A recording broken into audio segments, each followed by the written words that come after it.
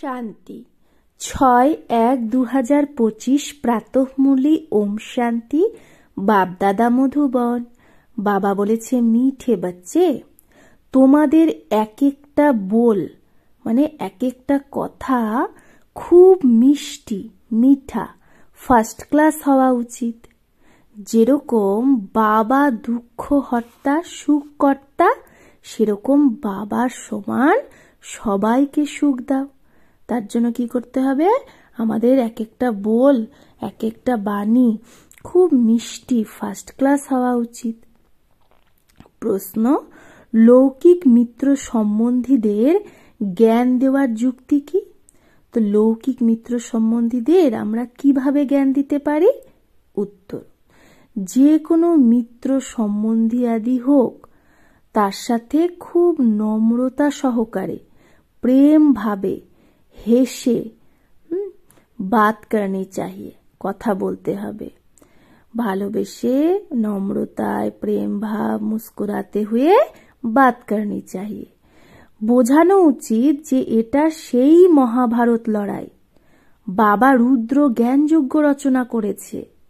আমি তোমাদের সত্য কথা বলছি যে ভক্তি আদি এগুলো তো জন্মান্তর করে এসেছো। এখন জ্ঞান শুরু হচ্ছে। যখন তুমি মৌকা পাবে, সুযোগ পাবে, তো খুব যুক্তি সহকারে তাদের সাথে কথা বলো। কুটুম পরিবার মে বহুত প্যার সে চলো। নিজের পরিবারে খুব প্যার সে চলো, ভালোবেসে সবার সাথে চলো। কখনো কাউকে দুঃখ দিও না। গীত আখির वो दिन आया आज। ওম শান্তি। যখন কোনো গীত বাজে তো বাচ্চাদের নিজের মনের মধ্যেই তার অর্থ বের করা উচিত। সেকেন্ডে বেরিয়ে আসবে। এই বেহদের ড্রামার অনেক বড় ঘড়ি এটা। ভক্তি মার্গে মানুষ ডাকেও। যেরকম কোর্টে কেস হয়তো বলে না যে কখন শুনানি হবে, কখন ডাকবে, যাতে আমাদের কেস পুরো হয়। তো বাচ্চাদেরও কেস আছে, আমাদেরও কেস আছে। বাবা বলছে নতুন কথা। কোন কেস? রাবণ তোমাদের খুব দুঃখী বানিয়েছে। তোমাদের কেস দাখিল হয় বড় কোর্টে। মানুষ ডাকতে থাকে, বাবা এসো, এসে আমাকে দুঃখ থেকে ছাড়াও। একদিন শুনানি তো অবশ্যই হবে।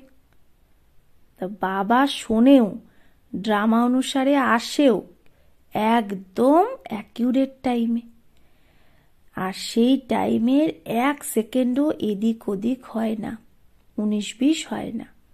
বেহদের ঘড়ি কত অ্যাকিউরেট চলে। এখানে তোমাদের কাছে এই ছোট ঘড়িও অ্যাকিউরেট চলে না। যজ্ঞের প্রত্যেক কার্য অ্যাকিউরেট হওয়া উচিত, ঘড়িও অ্যাকিউরেট হওয়া উচিত। বাবা তো বড় অ্যাকিউরেট, তাই শুনানিও বড় অ্যাকিউরেট হয়। কল্পে কল্পে কল্পের সঙ্গমে অ্যাকিউরেট টাইমে বাবা আসে। তো বাচ্চাদের এখন সুনওয়াই হুই, বাচ্চাদের কথা এখন বাবা শুনছে। কি? যে বাবা আয়া হুয়া হে, বাচ্চারা ডেকেছিল তো বাবা এসেছে। এখন তোমরা সবাইকে বোঝাও। আগে তোমরাও বুঝতে না যে দুঃখ কে দেয়, এখন বাবা বোঝায়। রাবণ রাজ্য শুরু হয় দাপট থেকে। তোমরা বাচ্চারা জেনে গেছো যে বাবা কল্পে কল্পে কল্পের সঙ্গম যুগে আসে। এটা হলো বেহদের রাত। শিব বাবা বেহদের রাতে আসে, শ্রীকৃষ্ণের কথা না। যখন ঘোর অন্ধকারে অজ্ঞান নিদ্রায় সবাই ঘুমিয়ে থাকে, তখনই জ্ঞান সূর্য বাবা আসে বাচ্চাদের দিনে নিয়ে যেতে। বলে আমাকে স্মরণ করো, কারণ পতিত থেকে পাবন হতে হবে। বাবাই পতিত পাবন। সে যখন আসে তখনই তো শুনবাই হো, তখনই তো সে শোনাবে। এখন তোমাদের শুনবাই হচ্ছে। বাবা বলে আমি এসেছি পতিতদের পাবন বানাতে। পাবন হওয়ার কত সহজ উপায় আমি তোমাদের বলি। আজকাল দেখো সায়েন্সের কত জোর, অ্যাটমিক বোমস আদির কত জোর সে আওয়াজ হয়। তোমরা বাচ্চারা সাইলেন্সের বলে এই সায়েন্সের ওপরে জিত পাও। সাইলেন্সকে যোগও বলা হয়। আত্মা বাবাকে ইয়াদ করে, বাবা তুমি এসো তো আমি শান্তিধামে গিয়ে স্থান নিবাস করব। তো তোমরা বাচ্চারা এই যোগ বলের দ্বারা, সাইলেন্সের বলের দ্বারা সায়েন্সের ওপর জিত পাও, শান্তির বল প্রাপ্ত করো। সায়েন্সের দ্বারাই এই সারা কিছু বিনাশ হবে। সাইলেন্সের দ্বারা তোমরা বাচ্চারা বিজয় পাবে। সায়েন্সের দ্বারা বিনাশ হবে, সাইলেন্সের দ্বারা বিজয়। বাহুবল বালে কখনো বিশ্বের ওপর জিত পেতে পারে না। বাহুবলের দ্বারা বিশ্বের ওপর জিত পাওয়া যায় না। এই পয়েন্টও তোমাদের প্রদর্শনীতে লেখা উচিত। দিল্লিতে খুব সার্ভিস হতে পারে, কারণ দিল্লি হলো সবার ক্যাপিটাল। তোমাদেরও দিল্লি ক্যাপিটাল হবে, রাজধানী। দিল্লিকেই পরিস্থান বলা হয়। পাণ্ডবদের কিলা তো নেই। কিলা তখন বাঁধা হয় যখন দুশ্মন মানে শত্রুরা চড়াই করে। যখন শত্রুরা চড়াও করে তখনই তো কিলা বাঁধা হয়। তোমাদের তো কিলা আদি দুর্গ আদির দরকার নেই। তোমরা জানো আমরা সাইলেন্সের বলের দ্বারা নিজের রাজ্য স্থাপন করছি। মানুষের তো হলো আর্টিফিশিয়াল সাইলেন্স, তোমাদের হলো রিয়াল সাইলেন্স। জ্ঞানের বল, শান্তির বল বলা হয়। নলেজ হলো পড়া, পড়ার দ্বারাই বল পাও। পুলিশ সুপারিনটেন্ডেন্ট হয়, কত বল শক্তি থাকে। তো সেগুলো তো সব জিসমানি কথা, দুঃখ দেওয়ার। তোমাদের প্রত্যেকটা কথা রুহানি। তোমাদের মুখ থেকে যে বলি বেরোয় সেই এক এক বল এইরকম ফার্স্ট ক্লাস মিঠা হওয়া উচিত, যাতে যে শুনবে সে খুশি হয়ে যায়। যেরকম বাবা দুঃখকর্তা সুখকর্তা, সেরকম তোমাদের বাচ্চাদেরও সবাইকে সুখ দিতে হবে। কুটুম পরিবারকে কখনো দুঃখ আদি দিও না। কায়দা অনুসার সবার সাথে চলতে হবে। বড়দের সাথেও খুব ভালোবেসে চলতে হবে। মুখ দিয়ে এইরকম মিঠা ফার্স্ট ক্লাস অক্ষর যেন বেরোয়, যাতে সবাই খুশি হয়ে যায়।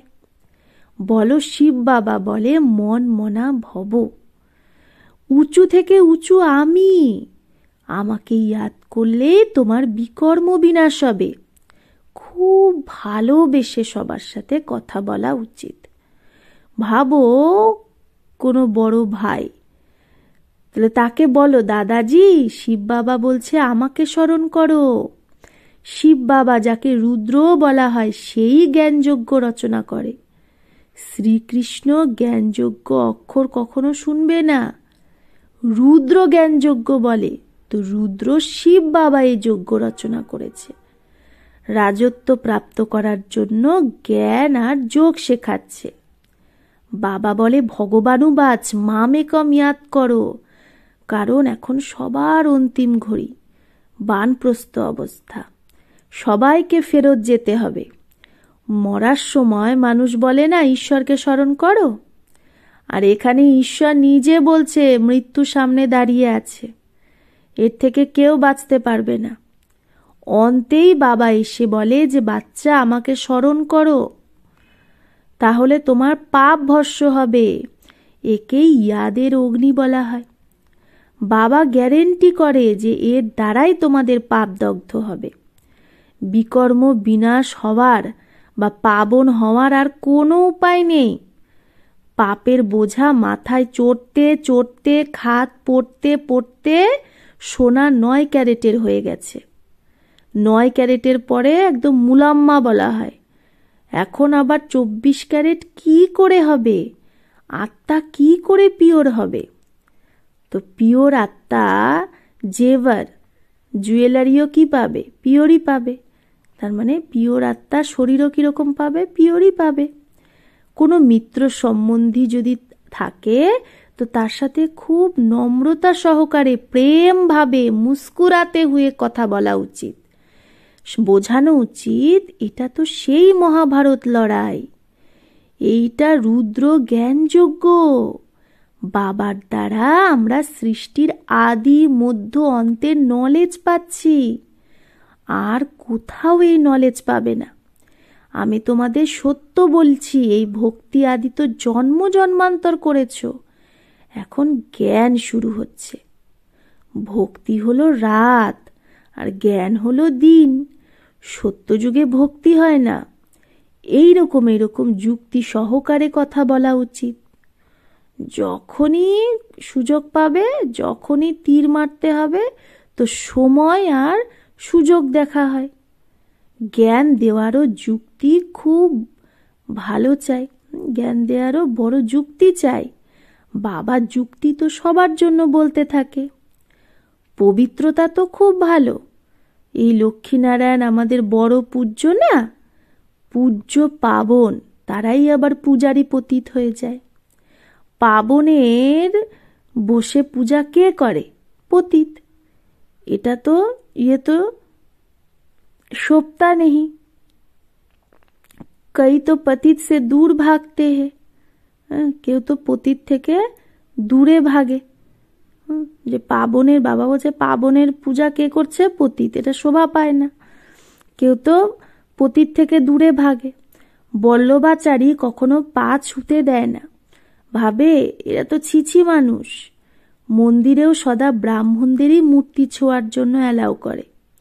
শূদ্র মানুষ ভেতরে ছুতেও পারে না, ভেতরে গিয়ে ছুতেও পারে না মূর্তি।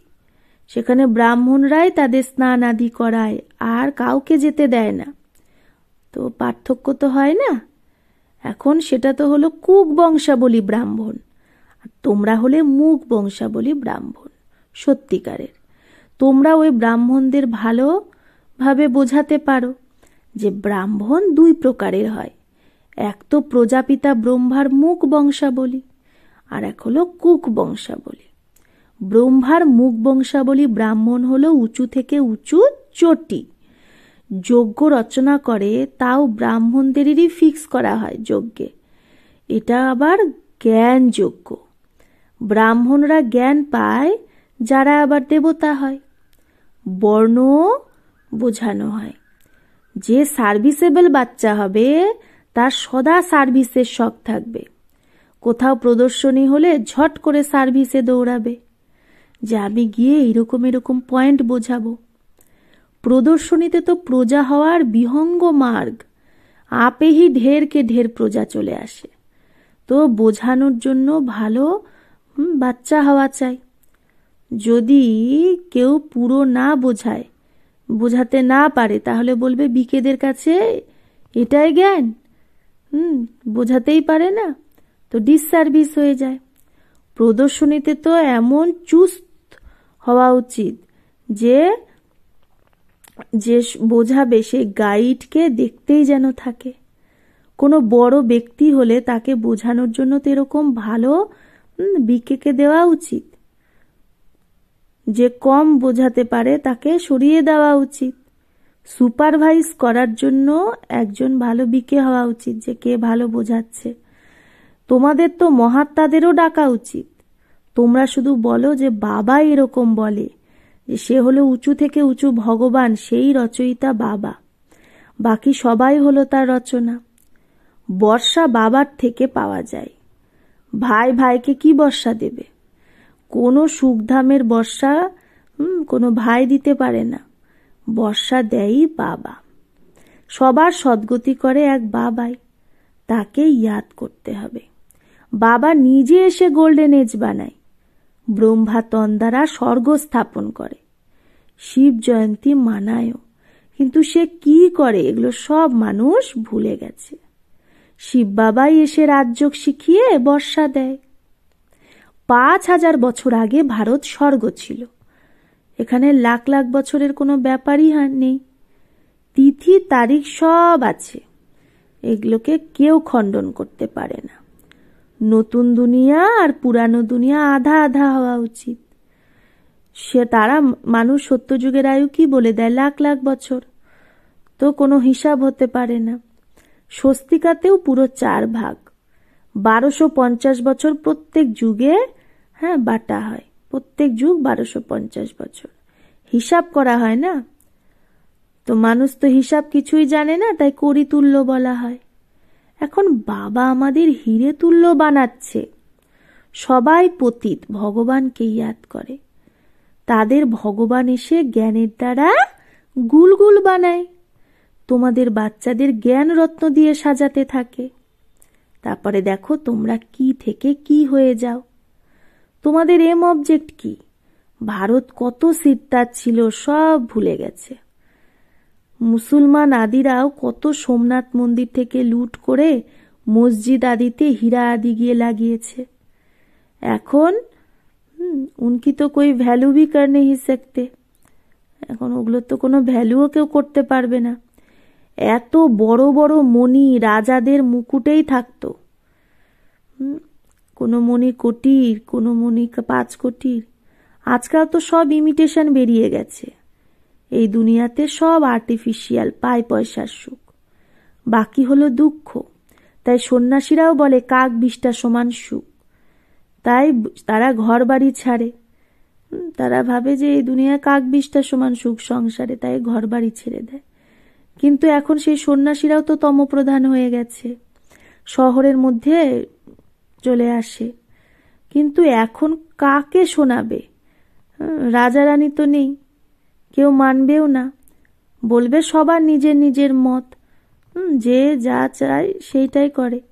সংকল্পই কি সৃষ্টি হে, তো সংকল্পের দ্বারাই সৃষ্টি হয়। এখন তোমরা বাচ্চাদেরকে বাবা গুপ্ত রীতি পুরুষার্থ করাতে থাকে, তোমরা কত সুখ ভোগ করো। অন্য ধর্ম লাস্টে যখন বৃদ্ধি পায় তখন লড়াই আদি খিটপিট হয়। তো পনা সময় তো সুখ মে রহতে হো, আমরা পনা সময় মানে 4 ভাগে 3 ভাগই সুখে থাকি।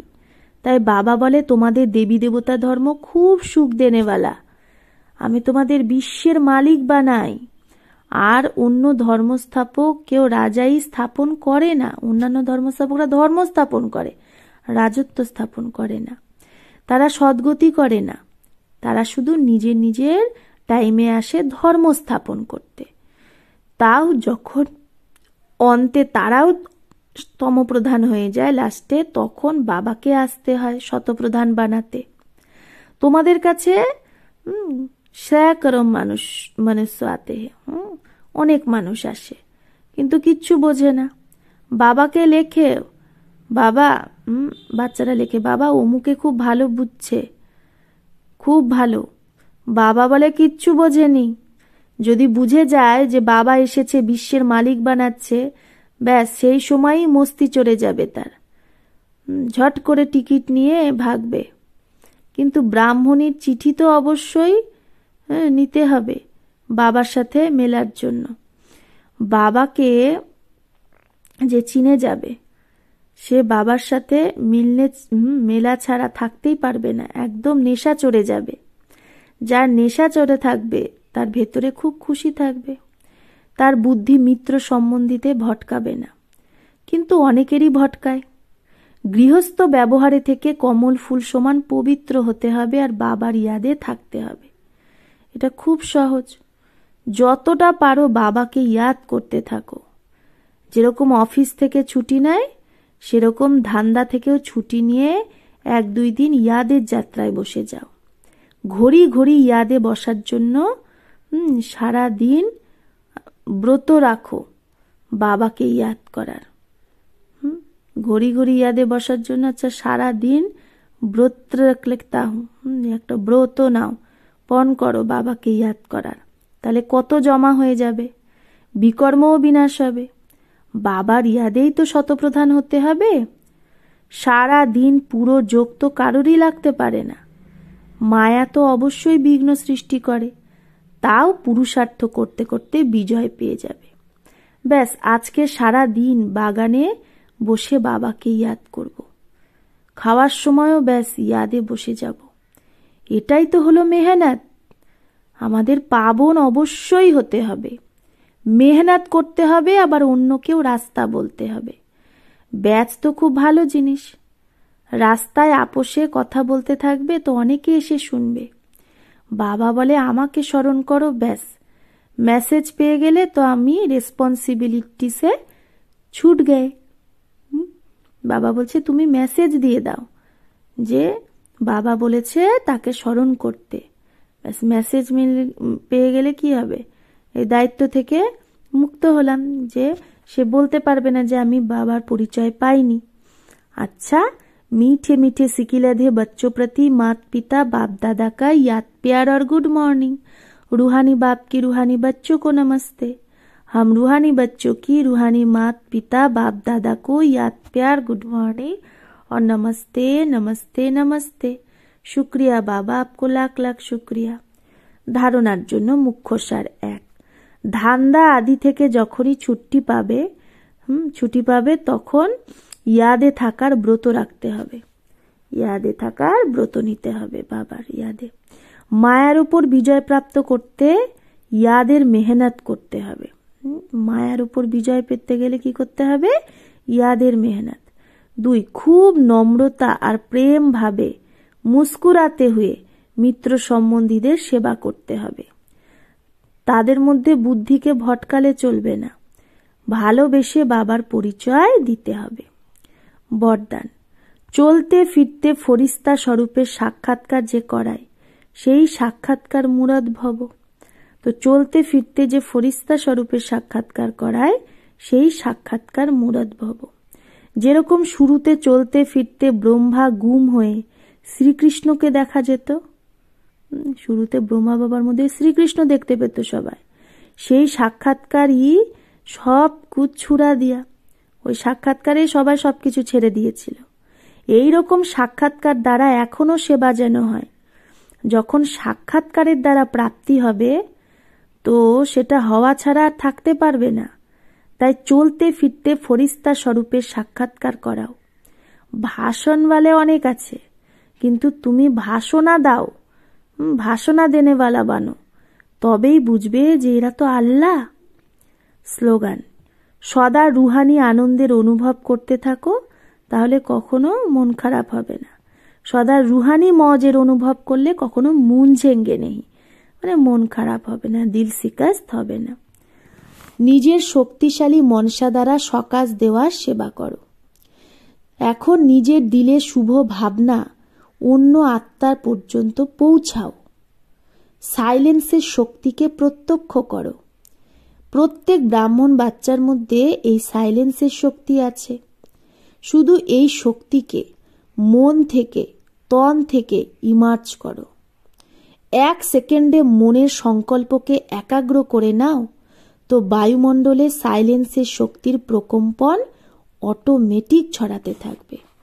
1 সেকেন্ডে মনের সংকল্পকে যদি একাগ্র করো তাহলে বায়ুমণ্ডলে কি হবে, সাইলেন্সের শক্তির প্রকম্পন অটোমেটিক ছড়াতে থাকবে। আচ্ছা, ওম শান্তি।